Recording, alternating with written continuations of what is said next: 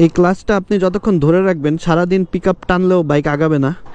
যখন আপনি পিকআপটা টানতে থাকবেন অ্যান্ড ক্লাচটা আস্তে করে ছেড়ে দিবেন তখনই আপনার বাইক আগানো শুরু করবে। এভরিওয়ান, কেমন আছেন সবাই? আশা করি সবাই ভালো আছেন। আলহামদুলিল্লাহ আমিও ভালো আছি। So welcome to my YouTube channel and my Facebook page. তো আজকে আমি আপনাদেরকে বাইক চালানো শিখাবো। আমি জানি আমার পেজের মধ্যে আমার চ্যানেলের মধ্যে অনেকে আছে যারা বাইক চালাইতে পারেন না, তো তাদের জন্য এই ভিডিওটা। অ্যান্ড বাংলাদেশে যেগুলো বাইক আছে সেগুলো বাইকের ম্যাক্সিমাম বাইকে 5টা গিয়ার, কিছু কিছু বাইকে আছে 4টা গিয়ার, কিছু কিছু বাইকে আছে 6টা গিয়ার। সো এখানে গিয়ার কোনটা? গিয়ার হচ্ছে এইটা।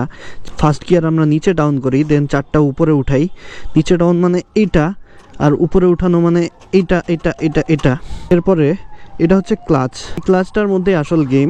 অ্যান্ড এটা হচ্ছে থ্রোটল বা পিকআপ। এই ক্লাচটা আপনি যতক্ষণ ধরে রাখবেন সারাদিন পিকআপ টানলেও বাইক আগাবে না। যখন আপনি পিকআপটা টানতে থাকবেন অ্যান্ড ক্লাচটা আস্তে করে ছেড়ে দিবেন তখনই আপনার বাইক আগানো শুরু করবে। বাট তার আগে আপনাকে গিয়ার দিতে হবে। সো আজকে আমি আপনাদেরকে প্র্যাকটিক্যালি বাইকে উঠায় দেখাই দিব। বাইকটা নিউট্রালে রাখতে হবে। নিউট্রাল মানে হচ্ছে আপনার ফার্স্ট অ্যান্ড সেকেন্ড গিয়ারের মাঝখানে যেটা থাকে সেটাই হচ্ছে নিউট্রাল। অ্যান্ড এখন আমার বাইকটা নিউট্রাল অবস্থায় আছে।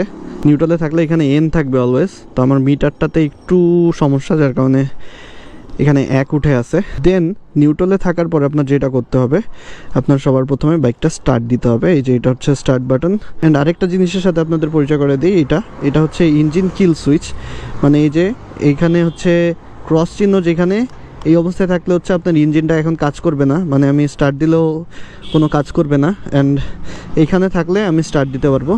তো এই বাটনটা এখানে থাকলে কখনো স্টার্ট হবে না বাইক। আমি বাইকটা স্টার্ট দিব।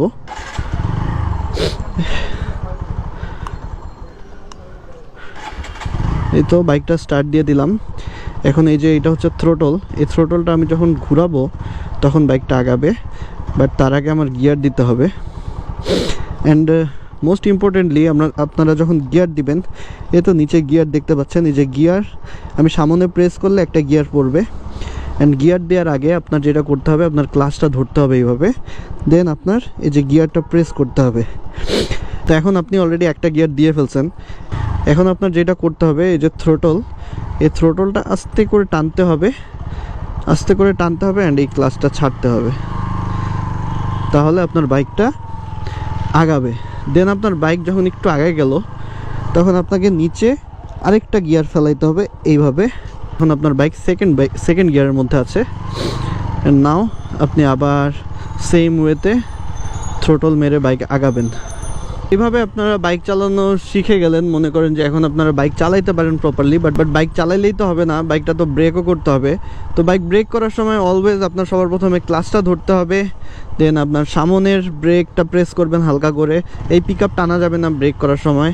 সামনের ব্রেক আবার দেখাই, ক্লাচটা ধরবেন, সামনের ব্রেক অ্যান্ড পিছনের ব্রেক এই পায়ে, পিছনের ব্রেক সামনের ব্রেক 50% করে আস্তে করে বাইকটা আপনি দাঁড়ায় গেল। দেন হচ্ছে আপনি ইঞ্জিন কিল সুইচ দিয়ে ইঞ্জিনটা বন্ধ করে দিলেন। দ্যাটস ইট, আপনি বাইক চালানো শিখে গেছেন। তো ভিডিওটা পজ করে করে অথবা রিপিট করে করে আপনারা দেখতে পারেন যদি বুঝতে প্রবলেম হয়। আশা করি এর থেকে সহজভাবে কেউ আপনাদেরকে বাইক চালানো শিখাবে না। ওকে, দেন ভিডিওটা এই পর্যন্ত থাকবে। সবাই ভালো থাকবেন, সুস্থ থাকবেন, আমার জন্য দোয়া করবেন। Thank you so much for watching the video.